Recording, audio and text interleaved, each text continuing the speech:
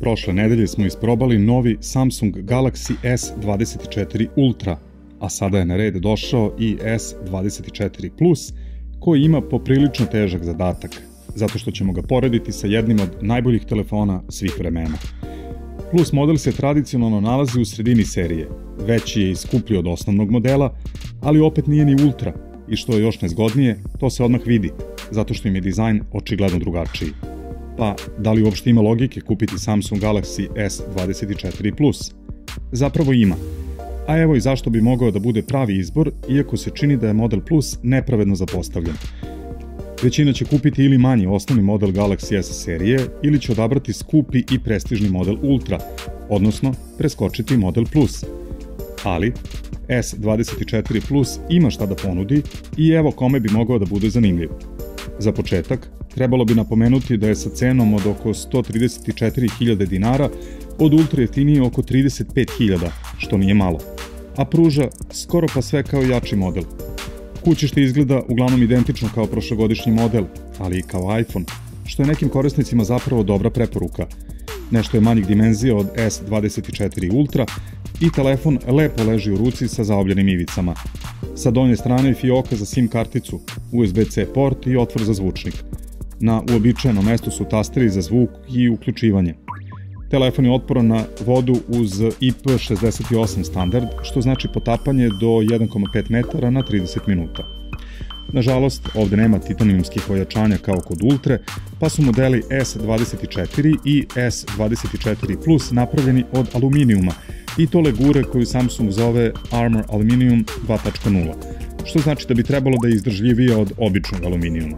Dizajn, kvalitet izrade i ukupan izgled telefona su na najvišem nivou.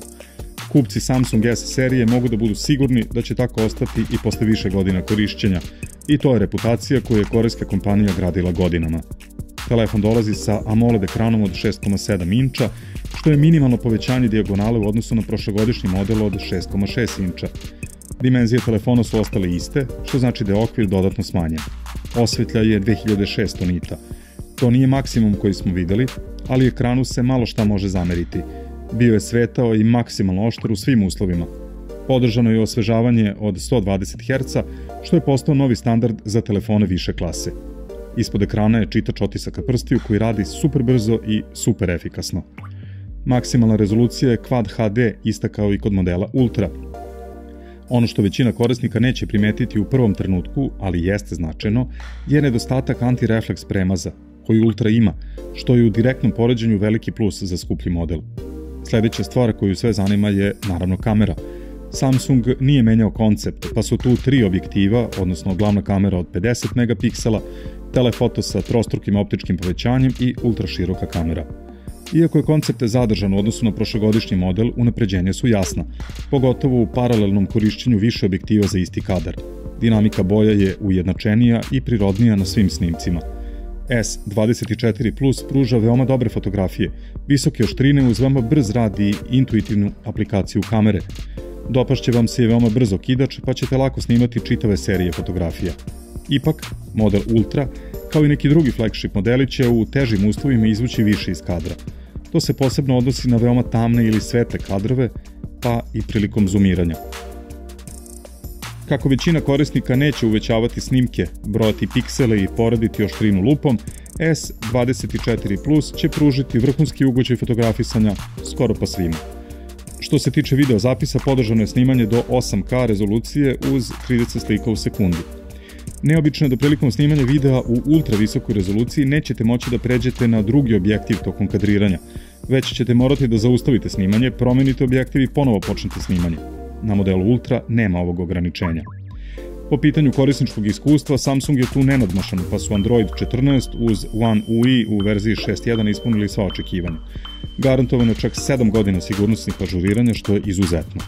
Ističemo vrhunsku bateriju koja će imati dovoljan kapacitet i za 2 dana korišćenja bez punjenja, što nadmašuje konkurenciju, uz zamerku za sporije punjenje od svega 45 W, baš kao i kod modela Ultra. Zanimalo nas i kako se ponašao Samsungov Exynos 2400 procesor. Na papiru on se po brzini bez problema nosi sa najjačim Snapdragon procesorom.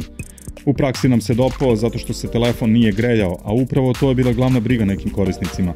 Nismo primetili neku nadprosečnu potrošnju baterije, a rad svih aplikacija, pa čak i onih zahtevnih, je bio brz i bez ikakvih zastoja i štucanja. Model S24 Plus je zapravo odličan primer koji pokazuje da polako, ali sigurno, dolazimo do limita tehnologije, ali i potreba korisnika. Ekran, procesor, kamera, pa čak i baterija su toliko dobri da je pitanje da li će i dalje moći da se unapređuju i takođe imali potrebe za tim. Samsung je prepoznao da će buduće značajno unapređenja biti u domenu korisničkog iskustva, odnosno funkcionalnosti i posebno veštačke inteligencije. Upravo tu S24 Plus ima adute u rukavu, odnosno pruža sve što i model Ultra, a to nije malo. Tu su opcije simultanog prevođenja za pozive ili chat, generativni AI u obradi fotografija ili obrada beležaka u aplikaciji Notes. Tu je i Circle to Search koji je već sada odlično prihvaćen kod korisnika. Telefon će takođe od običnog video snimka jednostavnim pritiskom na ekran u trenutku generisati usporeni snimak ubacivanjem dodatnih slika između onih zabeleženih. Galaxy S24 Plus kombinuje poznati dizajn i interfejs uz pionirska unapređenja u domenu veštačke inteligencije koja će odrediti budućnost tržišta telefona, zbog čega bi mogao da bude više nego zanimljiv izbor mnogim korisnicima.